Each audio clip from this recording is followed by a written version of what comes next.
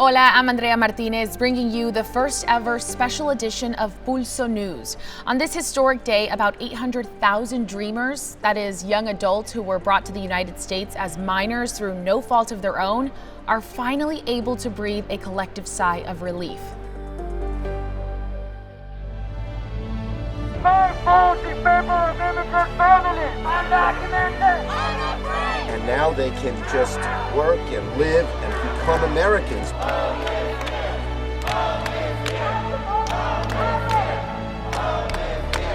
Undocumented. Unafraid.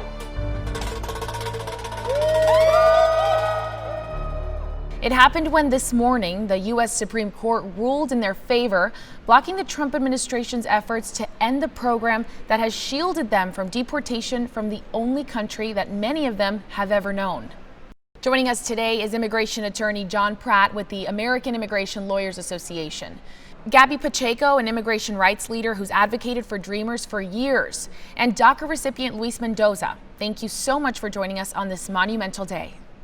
Attorney Pratt, you're part of the AILA, that's American Immigration Lawyers Association, and you've been following the Trump administration's efforts to rescind DACA over the course of almost 3 years now. Curious to know, what did you think about the Supreme Court's ruling today? The Supreme Court has stopped the ending of the DACA, but it's a roadmap also to how to do it properly. And unless we keep on fighting, the Trump administration could do this. And obviously, if he's reelected, I think that effort will continue. Basically, what the Supreme Court determined is that under the Administrative Procedures Act, which is a law where when you pass regulations or you pass different laws, you have to follow certain procedures, certain mechanisms. The Supreme Court made a decision that it was improperly terminated or improperly ended, but not that they don't have the ability to end it if they follow some proper procedures. But we want more. I think I speak for everyone in this fight that we want a law that recognizes that these dreamers are not just protected, but that they one day could become residents and full members of society. Gabby, it's kind of ironic that the term illegally was used to describe President Trump's actions, considering he's used that word so often to describe immigrants and also to describe DACA. Any thoughts on that? There's a lot of symbolism in the decision that came down today. And I think that for the Trump administration that we have seen time and again come after immigrants, this for him, right, is a sign, right, that the law is going to be hopefully, right, and as we saw today, on our side. More importantly, I think, it just shows, right, how arbitrary sometimes our immigration laws are, and that, a lot of people think that immigrants just don't want to get legal, right? That's one of the things that I hear from sometimes conservatives or people that support Trump. And reality is that there is no way. And when we do have a way to get some sort of status like DACA, they come after it and they try to end the program. And that's the irony in all this, that the Trump administration and people like him, right, say that you have all these immigrants that don't want to get themselves or become legal. And when we do have opportunities to legalize ourselves or have some sort of status, they try to take the little bit that we have away. And it's not just about me or my family.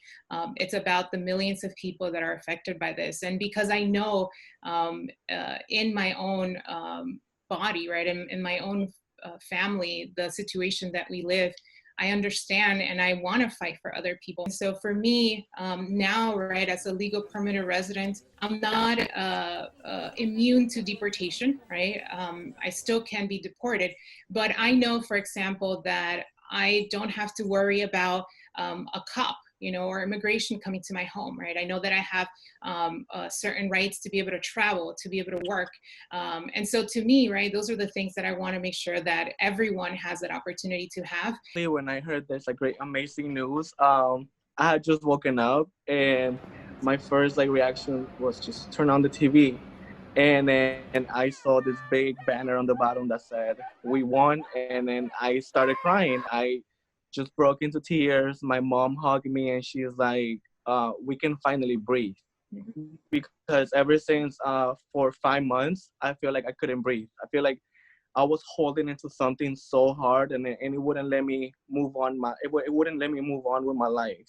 I'm a member of Victoria, New Jersey. John said, sadly, we can't vote, but my voice can always be heard by everybody. I can help out by voting, but I feel like by being there in every protest and shouting out that we want something different, it helps a lot. Because, if I can help in one way, I could help the other way. The fight is not over because basically the Supreme Court simply said you did it wrong. No, you cannot do it.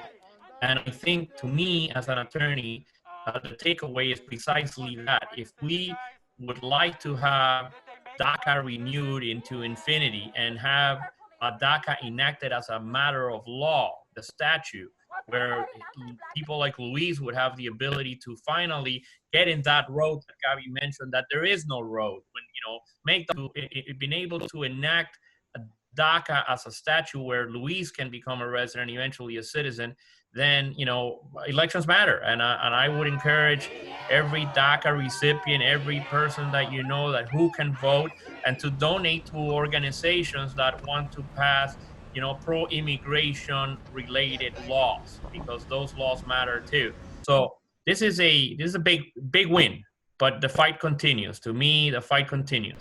Speaking of that, Attorney Pratt, can the Trump administration pull something else from under their sleeve to go after DACA again? They could try. They could certainly try. Because the Supreme Court basically kind of gave them a roadmap of how to do it. Have they been trying that? Who knows? Do they have it already worked out? Who knows? The Trump administration can do a lot of things, and I think this is going to be used also to kind of rally the base in order for a new election campaign, as far as his promises. So he could delay things administratively, and of course they could try. Gabby, Luis, what do you guys have to say to the hundreds of thousands of dreamers who are still in this fight? What should they be doing moving forward? Don't be scared, It's not only you, it's a lot of us. And one of us, we're strong and we're staying here. This is our home. And we just want a better future for us and our families. I had to believe in my worth and that I belonged in this nation in order for me to come out and start sharing my story. And I want everyone to understand and know that, they're worthy, and that as any other human being. John, Gabby, Luis, thank you so much for taking time out of your day to chat with us about this big news, big day for so many young people in this country. And thank each of you for joining us. We'll see you next time on Pulso News.